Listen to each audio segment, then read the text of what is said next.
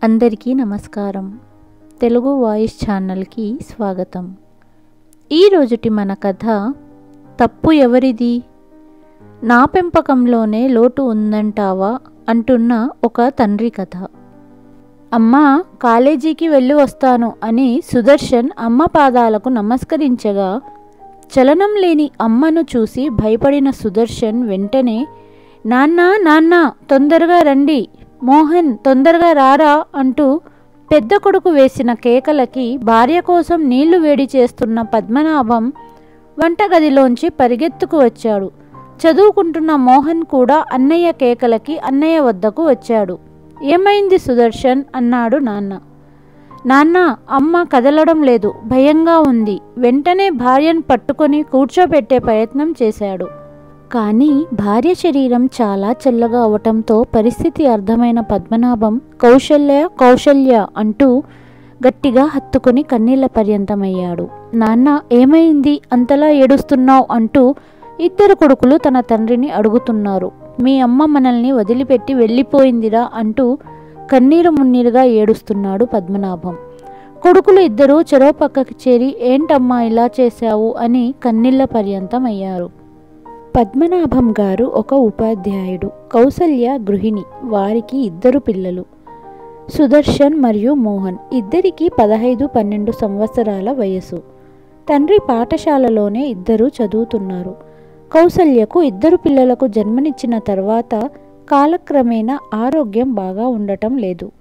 అయితే భార్య అంటే అమితమైన ప్రేమ చూపించే పద్మనాభం అనేక ట్రీట్మెంట్లు ఇప్పించాడు. కానీ ఆవిడ కోలుకోవట్లేదు. ఇంటి పని చేయడానికి పని ఆవిడ ఉన్న వంట పని అంతా పద్మనాభమే చూసుకునేవాడు. కౌసల్య ఎక్కువ సమయం మంచం మీదే ఉండేది కాబట్టి ఎక్కువ పని చేయలేకపోయేది. ఇక కథలోకి వెళితే కౌసల్య మరణం తర్వాత ఆ ఇంట్లో నిశ్శబ్ద వాతావరణం నెలకొంది. రోజులు గడుస్తున్న కొద్దీ పిల్లలు పెద్దవారయ్యారు, మంచి ఉద్యోగంలో చేరారు. పద్మనాభం గారు రోజు భార్యను గుర్తు చేసుకుంటూ బాధపడేవారు. పద్మనాభం గారు రిటైర్డ్ అయిపోయారు, ఇంట్లోనే ఉంటున్నారు. పిల్లలు ఇద్దరు పెళ్లిళ్ళ వయసుకు వచ్చారు. ఇద్దరికి పెళ్లిళ్ళు చేశాడు పద్మనాభం. ఉమ్మడిగానే ఉంటున్నారు అన్నాతమ్ములు. కోడళ్ళు మాత్రం అత్తలేని ఇల్లు మాదే పైచెయ్యి ఉండాలని రోజు గొడవ పడేవారు.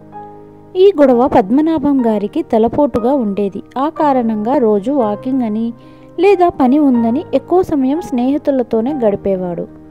ఉదయం కూడా ఇంట్లో సమయం గడపడానికి ఇష్టపడేవాడు కాదు. ఏదో ఒక కారణంతో బయటికి వెళ్ళిపోయేవాడు. రోజులు గడుస్తుండగా ముసలి తండ్రిని చూసుకోవడం భారమైంది కొడుకులకు. ఒకరోజు సాయంత్రం ఆఫీస్ నుంచి వచ్చిన ఇద్దరు కొడుకులు నాన్నగారి రూంలోకి వచ్చి, నాన్న, ఇంట్లో ఖర్చులు ఎక్కువైపోయాయి. ఇక మీకు డబ్బులతో పని ఏమి ఉంటుంది? కాబట్టి మీ నెలవారీ పింఛను మా చేతులకు ఇచ్చేయండి.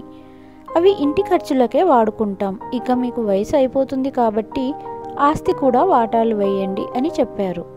అంతలోనే అక్కడికి వచ్చిన కోడళ్ళు ఆస్తితో పాటు మీ నాన్న విషయం కూడా వాటాలు వేయండి అని చెప్పారు. నాన్న, నీకు తెలుసు కదా, ఈ ఇద్దరు కోడళ్ళు ఎప్పుడూ గొడవ పడుతుంటారు. అందుకే నీ తిండి విషయం కూడా వాటాలు వేశాము. ఉదయం టిఫిన్ మరియు భోజనం పెద్ద కోడలు, సాయంత్రం టీ మరియు రాత్రి భోజనం చిన్న కోడలు ఇస్తారు అని తన రూంలో నుండి వెళ్ళిపోయారు. ఇద్దరు కొడుకులు కోడళ్ళు రూంలో నుండి వెళ్ళిపోయాక భార్య ఫోటో ముందు నిలబడిన పద్మనాభం ముఖంలో ఏడుపుతో కూడిన బిగ్గరగా నవ్వు. హ, చూస్తున్నావా, నువ్వు వెళ్ళిపోయాక తల్లి తండ్రి నేనే అయ్యి ఇద్దరు కొడుకులను పెంచి పోషించి ఇంత పెద్దవాళ్ళని చేశాను. ఇప్పుడు ఆ కొడుకులే నా చేతికి భోజనం ఇవ్వటానికి కూడా భారంగా చూస్తున్నారు. నాతో ఉదయం నుండి రాత్రి దాకా ఎవ్వరూ మాట్లాడరు. అందుకే ఎక్కువ సమయం స్నేహితులతోనే గడుపుతాను. ఒక్క భోజనం ఇవ్వటానికే కోడళ్ళు వస్తారు. ఇప్పుడు అది కూడా భారమయ్యింది వీళ్ళకి. ఈ తప్పు ఎవరిది? పెంచిన నాదా? నా పెంపకంలోనే లోటు ఉందంటావా అని బాధాతప్త హృదయంతో నిద్రకు ఉపక్రమించాడు. ఇంట్లో సరుకులు కూరగాయలు తెచ్చి ఇవ్వడం లాంటి చిన్న చిన్న పనులు పద్మనాభం చేసేవాడు. కానీ ఆయనకు సరిగ్గా భోజనం కూడా ఇచ్చేవారు కాదు. ఒకసారి ప్లేట్లో భోజనం ఇస్తే మళ్ళీ ఎవరూ అతనిని తిరిగి కూడా చూడరు. పాపం వాటితోనే సరిపెట్టుకునేవాడు. తన పింఛన్ డబ్బులు కూడా కొడుకులు తీసుకోవటం వలన వైద్యంకు డబ్బులు లేక ఆరోగ్యం బాగాలేదు, నన్ను డాక్టర్కు చూపించమని కొడుకులని అడిగాడు. కానీ ఇద్దరూ పట్టించుకోలేదు. అయితే కొద్ది రోజులుగా స్నేహితులను కూడా కలవటానికి వెళ్ళట్లేదు పద్మనాభం గారు. తన స్నేహితుడైన శర్మ గారు ఒకసారి ఇంటికి వచ్చి, ఏంటి పద్మ, ఈ మధ్య బయటికే రావట్లేదు అన్నాడు. తనకు ఆరోగ్యం బాగాలేదని చెప్పటంతో దగ్గరలోని మందుల షాప్ నుండి మందులు తీసుకొచ్చి ఇచ్చాడు. స్నేహితుడు తెచ్చిన మందులు పెద్దగా ఉపయోగపడలేదు పద్మనాభం గారికి.